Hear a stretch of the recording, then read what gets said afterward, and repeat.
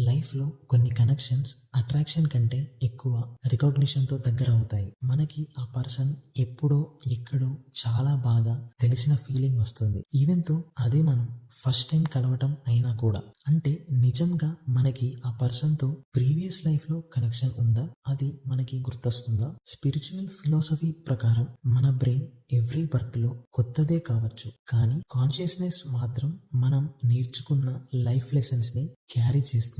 ఆ లెసన్స్‌లో ఇన్వాల్వ్ అయిన same person ఈ జన్మలో కలిసినప్పుడు మైండ్ హూ ఆర్ యూ అంటున్న హార్ట్ మాత్రం నువ్వు నాకు బాగా తెలుసు అంటుంది. న్యూరో సైన్స్ ప్రకారం హార్ట్ కి ఒక ఇంటర్నల్ న్యూరల్ నెట్వర్క్ ఉంటుంది. అది బ్రెయిన్ నుండి రిసీవింగ్ సిగ్నల్స్ కంటే ఎక్కువ సెండింగ్ సిగ్నల్స్ పంపిస్తుంది. సో మనకి లాజికల్ రీజనింగ్ కంటే ఎమోషనల్ కనెక్షన్ సిగ్నల్ ముందు వస్తుంది. సో ఆ instant connection maybe past life memory అవ్వచ్చు, లేదంటే ప్యాటర్న్ మ్యాచింగ్ అవ్వచ్చు, ఆర్ రెండు కలిపి అవ్వచ్చు. అలా కలిసిన రెండు ప్రాణాలకి టైంతో పని లేదు, ఎప్పటికైనా కలిసే ఉంటారు. Because universe doesn't introduce them to each other, it just lets them recognise each other. మీకు మీ లైఫ్ లో అలాంటి పర్సన్ ఉన్నారా? అయితే ఈ రీల్ ని వాళ్ళకి షేర్ చేయండి. నెక్స్ట్ వీడియోలో ఇంకో టాపిక్ డిస్కస్ చేద్దాం. Thank you.